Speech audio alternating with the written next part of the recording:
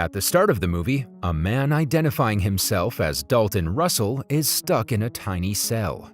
He proclaims that he has recently executed the perfect bank robbery, and in the following scene, we see how the robbery was completed. In New York, masked robbers dressed in painter coveralls arrive in a van outside a branch of the Manhattan Trust Bank. They begin to unload what appears to be painting supplies onto handcarts. Dalton, who's one of the painters, walks into the bank and places two large, high-intensity flashlights on one of the small service tables in the center of the bank's lobby. He turns them on and points them at two of the bank's security cameras, blinding them. Dalton then walks up behind a security guard and points a gun at his side. The other painters rush in, brandishing firearms and dropping smoke bombs, and subdue the bank customers. Meanwhile, a passing NYPD patrol officer, Sergeant Collins, sees smoke coming out from under the bank doors. When he attempts to open the doors, he finds they are locked and calls police dispatch. At the police station, Detective Second Grade Keith Frazier is on the phone with his girlfriend, Sylvia, who works as a desk officer at another station. They're discussing a corruption investigation that involves a crooked drug dealer who set Frazier up to appear as if he embezzled a large sum of drug deal money. The charge is holding him back from being considered for promotion to Detective First Grade.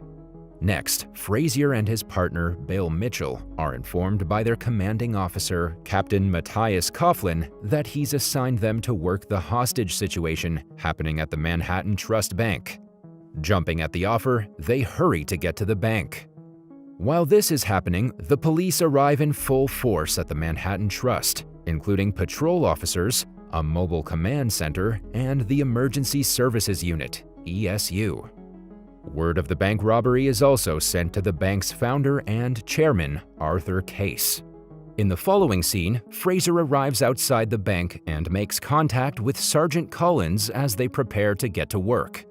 In the bank, the robbers herd all the hostages downstairs to where the vault is. One of the robbers, a woman, separates the bank employees from the customers. Dalton announces that they're going to be collecting everyone's cell phones and keys. He then has the female robber, who he calls Stevie, separate the male and female hostages and order them to undress. Dalton then distributes painter's suits with fume masks and dark shades, ordering everyone to put them on. Now the hostages and robbers are all indistinguishable from one another. Meanwhile, Frazier and Mitchell meet the ESU captain, John Darius. He announces he and Mitchell will wait for a call from Darius at the nearest diner once a briefing about the current situation is ready. Inside the bank, one of the hostages is coughing and wheezing uncontrollably. Grabbing him, Dalton ushers him to the door and pushes him outside. Unable to immediately determine if he's a robber or a hostage, the police handcuff him and lead him away. At this point, the movie begins to shift between the main storyline. It skips to the time when Frazier and Mitchell interview hostages after the robbery has ended. They are trying to pick out the perpetrators from the rest of the hostages. At present, Dalton and his accomplices walk past the vault, the safe deposit boxes, and into a storeroom where various stationery and other office equipment are. At an office elsewhere in Manhattan, a high-power fixer, Madeline White, is interviewing a nephew of Osama bin Laden, who is purchasing property in the city. The interview is interrupted by White's assistant, who tells her that Arthur Case is on the phone. White takes the call, and Case, knowing White's profession, explains that he has a small problem requiring a person with special skills and complete discretion. She assures him she is more than capable of doing such a job. The movie jumps to the aftermath of the robbery. Frazier and Mitchell interview a young man who tells the detectives that the perps called each other a variation of Steven, Steve, Steve-O, and Stevie, the female perp. Back at present, White and Case are walking along the riverfront discussing what Case needs. He has precious family heirlooms inside his safety deposit box at the Manhattan Bank branch that is being held up. Inside a mobile command center just outside the bank, The detectives learn that Dalton had knocked out the bank cameras using infrared light. This makes it hard for them to examine the robbery. Next, the perps release another hostage from the bank. His hands are tied behind him and a case is placed around his chest. Once released, the hostage says he's Vikram Walla and that he is a bank employee. Elsewhere in Manhattan, White pays a visit to the mayor and tells him that she's going down to the hostage situation. She needs him to make sure that she's afforded every courtesy by the people in charge. White clearly has enough influence to get the mayor to do what she asks, though it's not revealed what sort. Next, Fraser opens the case that was hung around Vikram's neck. It is empty, though there's a demand in writing from the robbers. They want 2 buses and a fully fueled and manned plane. If their demands aren't met, a hostage will be executed in front of TV cameras every hour. However, Fraser says the perps won't even get a cup of coffee until he talks to them. Meanwhile, Dalton steps outside and hands one of the officers a piece of paper, which instructs the cops to deliver enough food to feed all the hostages. In the command center, an officer suggests they send in pizzas, as the pizza boxes can conceal hidden transmitters, allowing them to pick up more conversations from the hostages. Inside the bank, Peltz, one of the hostages, finally gets frustrated and pulls off his mask, arguing with his fellow hostages over his losing control.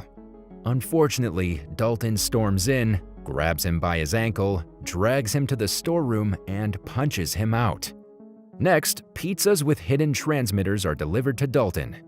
Through the transmitters, the command center personnel hear a foreign language spoken.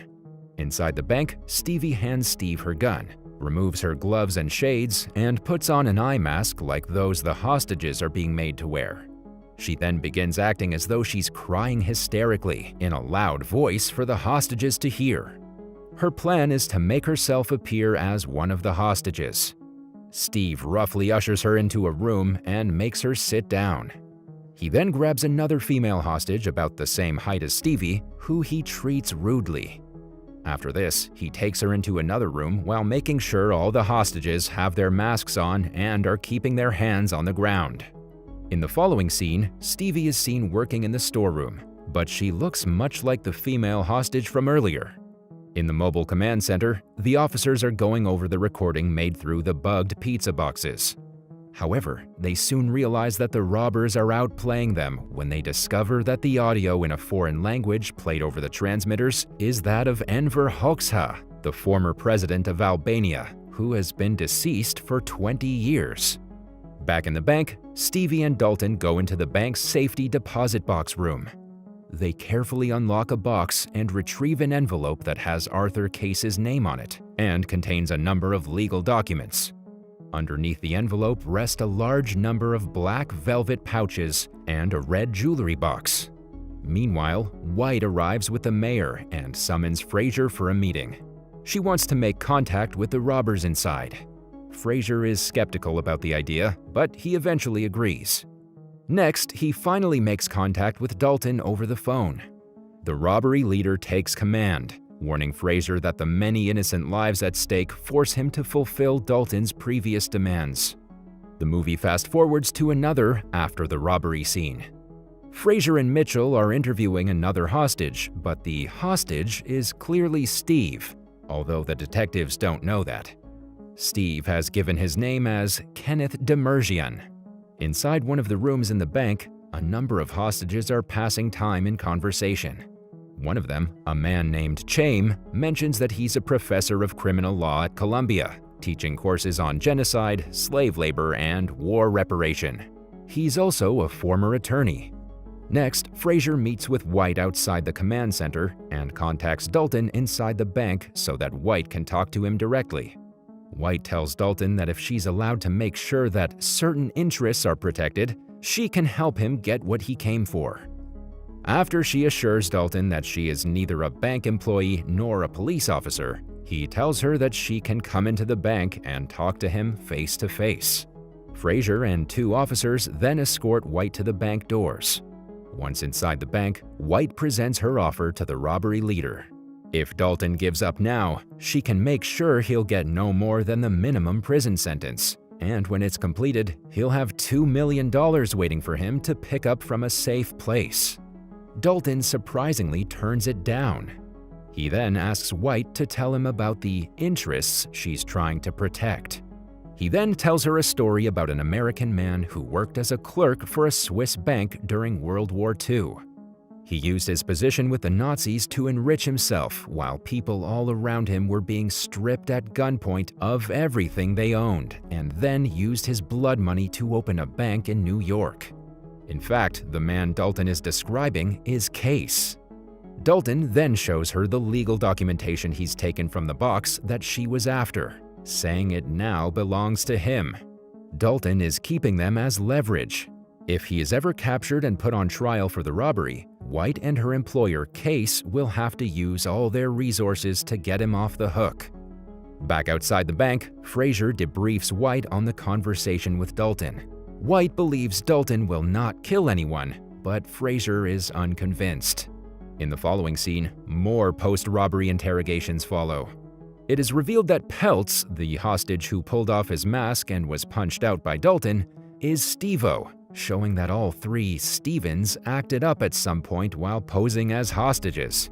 All part of the act so all three Stevens would appear as fellow hostages. Fraser and Mitchell are also seen interviewing Stevie, but Stevie does not break, and the detectives cannot pick out anything that separates her from the other hostages. At present, Fraser believes that Dalton is actually stalling them. He then calls and bluffs him, saying the demanded plane is ready, but Fraser needs to come into the bank and ensure the hostages are okay, and that none of them have been killed. Dalton agrees. Next, Fraser is led into the bank, and Dalton leads him through a series of connecting offices where the hostages sit masked and clothed the same as Dalton and the other robbers. Once near the exit door, Fraser offers Dalton a handshake, which turns out to be a ploy to get Dalton to drop his guard just long enough for Fraser to grab him and wrestle him to the ground. Unfortunately, Steve-O is there with his rifle jammed into Fraser's back. They push him out of the bank where he's met by Mitchell. Fraser enters the command center and briefs Darius, but just then, Dalton and his men kill a hostage as Fraser and the other agents look on through the footage, shaken to the core. Next, Coughlin and Darius study blueprints of the bank with other cops, preparing to storm the bank and end the situation. They decide to use rubber bullets to avoid hostage casualties. But the following morning, Fraser is smart enough to realize that the metal case sent out with Vikram was bugged with a transmission device. Dalton had bugged them first. He knows about the planned storming of the bank, which has been in planning for many hours. Grabbing a microphone, Fraser frantically warns Darius about the transmitter, but Darius refuses to stand down. He says he's going to storm the bank now. Inside the bank, Dalton alerts the three Stevens. They lay smoke grenades as all the hostages are taken into the hallway. The police are about to begin their siege on the bank when suddenly the door is blown open with a small explosive. A few at a time, people in painter outfits begin running out, pleading for the police not to shoot. Despite this, some officers open fire using rubber bullets, until Captain Darius orders them to hold. All the people are herded together and made to lie down on the ground. They are put in cuffs and masks are removed. Next, the ESU officers and detectives lead the way into the bank, sweeping the place room by room. Immediately, they begin finding evidence that, just as Fraser had deduced, this was no ordinary robbery. No bank money has been robbed. The rifles left behind by the three Stevens so they could run out with the hostages and be indistinguishable from them are not real, they are toys. In the women's bathroom, they find the white sack used to cover the head of the murdered hostage, with a hidden injector tube of red dye, proof that the earlier hostage execution was staged, and nobody was actually harmed. Meanwhile, all the hostages are taken to the station for questioning. Officers take each hostage's name and photograph them before putting them on the buses. Stevie gives her real name as Valerie Keepsake, and the Hasidic attorney Professor hostage gives his name as Chaim. A while later, Fraser and Coughlin meet in a conference room, and the former gives the grim details of how thoroughly and flawlessly planned the whole affair was. Each hostage was shown photographs and questioned about anyone who stood out in any way. But every single hostage has at least a few people who would rule them out as suspicious. Coughlin tells Fraser to bury the case. As Fraser gets up to leave, Coughlin gives him an afterthought. The missing money Fraser was accused of embezzling has been found. He's off the hook. Fraser is pretty surprised, and not entirely in a pleasant manner. Once back at his office, Fraser discovers that a safety box 392 is not in the recorded lists. It's the same box from where Dalton and his crew retrieved Case's documents. Grabbing his jacket, he tells Mitchell to come with him. Fraser then goes to the courthouse and finds Madeline White waiting for him. She confronts him on being told to bury the case, reminding him of their arrangement. The arrangement turns out to be promoting Fraser to an upper detective grade if he accepts to bury the case. But Fraser shows his trump card, a simple writing pen that contained a hidden recording device. Fraser replays a recording when he was in the SUV with White and the mayor. He had the pen in his suit coat pocket. The recording has captured the mayor ordering Fraser to give White everything she needed in the robbery, or his career was finished, whether he was guilty of the drug money embezzlement or not. Fraser tries to press White about Arthur Case. He knows that Case is hiding something. White asks again for Fraser to leave everything be, but he leaves without answering her. In the next scene, White brazenly marches into an exclusive men's club to confront Case on the fact that the robbers were after more than just the documents hidden in Case's safety box that contained the evidence of his crimes. She knows that he must have had true precious valuables, and there's only one thing they could be: what the Nazis used to pay Case, diamonds. And as Case adds, there was a Cartier ring of incalculable worth that belonged to a wealthy Parisian Jewish banker and his family. Case could have easily saved their lives, but the Nazis gave him the ring to sell them out. Case then writes White a check as payment for her services before she takes off. The movie is back to Dalton, repeating his opening monologue. He's in his cell holding one of the black velvet pouches, looking at the diamonds inside it. He gathers a few belongings he has in his cell, turning out two small lights. He pushes out a wall in his cell, and it's revealed that he was never in prison, but in hiding behind a false wall he and his associates had built in the bank's supply room, with enough provisions to wait it out until all the news over the robbery had simmered down. He then carefully makes his way out into the public area of the bank. Across the street, Kenneth, Valerie, and Darius are waiting in an SUV. We also see Chaim sitting with them. It turns out that he was part of the job all along too, the mastermind behind it. They see Fraser and Mitchell going into the bank and hurriedly call Dalton on his cell phone to warn him. But Dalton is unafraid. He even goes so far as to accidentally bump into Fraser as he and Mitchell enter the bank. He then unnoticeably walks out of the bank and into the waiting van, where he's greeted with a kiss from Valerie and handshakes from Kenneth, Darius, and Chaim. When Chaim notes that Dalton doesn't have the ring with him, Dalton says he left it in the safety deposit box, but assures Chaim it's in very good hands. Inside the bank, Fraser and Mitchell inspect the safety deposit box 392. They're surprised and amused to find an unfinished package of Juicy Fruit gum, but they also find a jewelry box containing an exquisite gold and diamond ring. There's also a small piece of scrap paper with the words "Follow the ring" scribbled on it. Next, the detectives go to see Case at his office. Fraser reveals what he's found during the investigation to show that he knows that Case hired Madeline White to keep Fraser reined in, and that Case himself is guilty of some serious crimes. He shows Case the ring, warning him that he's going to follow it. Fraser then goes to an exclusive diner where the mayor is having lunch with Madeline White. He gives White the pen with the incriminating recording he'd used as leverage against her. Fraser arrives home in the evening, where he's greeted by Sylvia. As he stores away his gun and shield and his acknowledgement plaque for his promotion to first grade, thanks to White's power influence, he realizes there's a small object in his suit coat pocket. Reaching inside, he's stunned to find a small but beautifully cut diamond.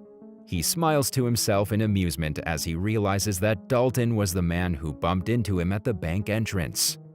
Moreover, as a sign of respect, he slipped the diamond to Fraser so that the detective could now get a proper engagement ring made and propose to Sylvia.